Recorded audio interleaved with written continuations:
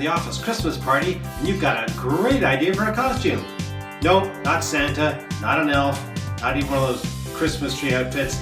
That's old hat. You're gonna really knock it out of the park by going as who else but Cousin Eddie from National Lampoon's Christmas Vacation. So what do you need? House coat. Throw that on. All right.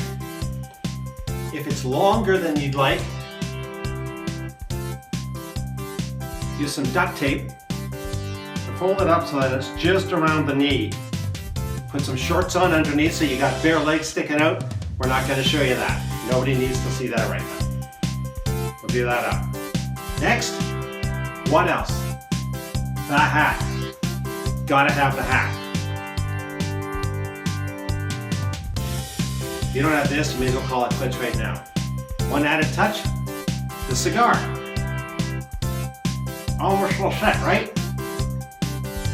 Not quite. There's one thing missing, and one thing that will put your costume over the top. The beer. How do you get the beer? Check the footage on the original film. Yes, this is actually the label of the beer that they have, Meisterbrau. Don't make it in a can like this anymore. So how do you do it? Simple. You make one. I'll show you how. For this project, you're going to need a can of soda or sparkling water, some double-sided tape, some glue, your printed beer label, scissors, and you may need a utility knife for some trimming.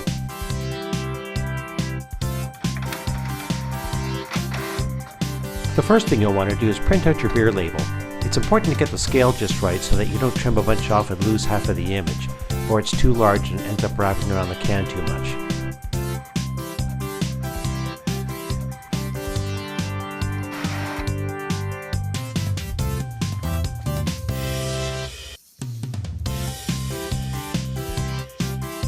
Now that you've got it printed, you'll want to trim it off as close to the bottom edge as you can, making sure you leave all of the printed material visible.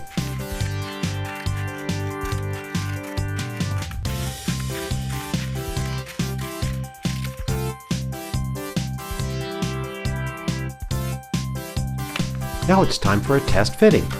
Wrap the label around the can and slide it up so the bottom of the printed area is just above where the can starts to curve underneath.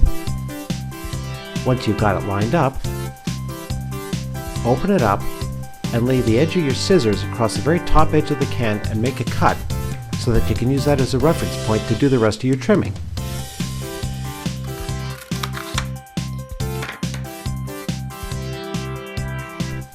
Now that you've cut a marker, you can finish trimming the label to its proper height.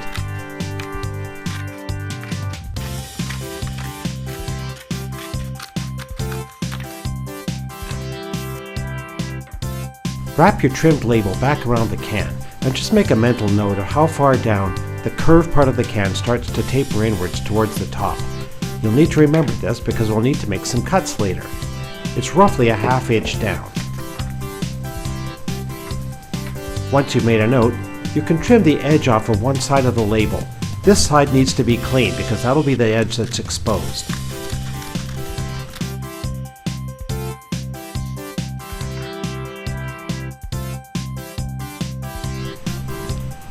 Now that we've got that done, we can take our label and start making little ½ inch cuts along the top, roughly ¼ inch apart. The measurement doesn't have to be exact, but you have to make quite a few of them.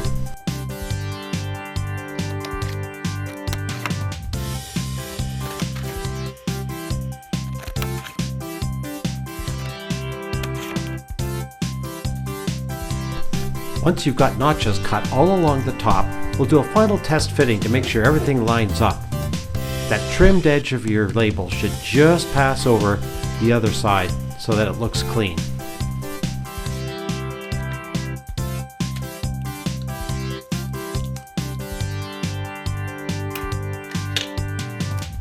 Now the fun part, sticking the label on.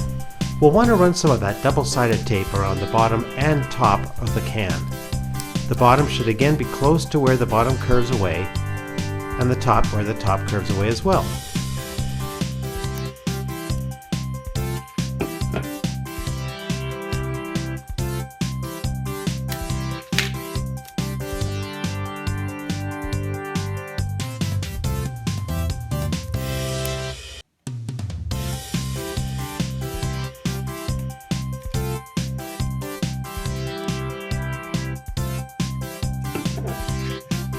Don't worry if you cut the piece too short, you can always just overlap an extra piece. This double-sided tape is great for that kind of thing.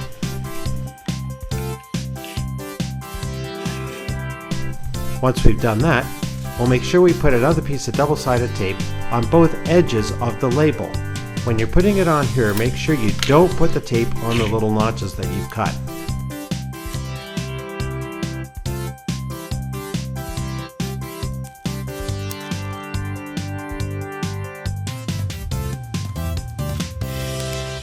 If the piece is too long, no problem, just trim it off.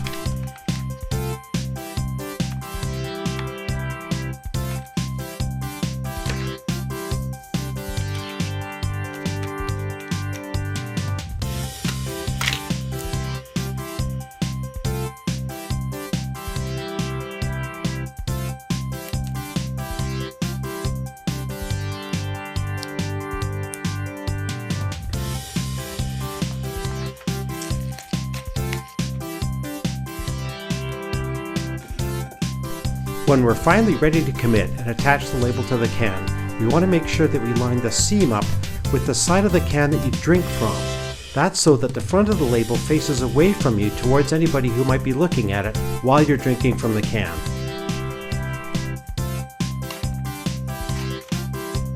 Get the edge as upright as you possibly can, then press it down so it sticks to the tape that you've got not only on the back of the label, but on the can as well.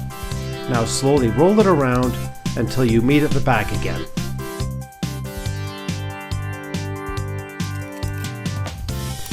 Now with the can upright, run your fingers around all those little notches you made and fan them downward. This will expose them so that you can more easily put the glue on. I'm using a glue stick, which isn't the best thing to use, but for the purposes of this demonstration, it works the fastest because it dries so quickly. That's the downside. It dries a little too fast sometimes and they don't stick as well. Once you've got all of the little tabs glued up, we're ready to finish the can off. Now we work our way around the can, pressing the little tabs up the curved side of the top of the can. Once they're in place, we'll use a rubber band to hold the top in position until the glue has a chance to set.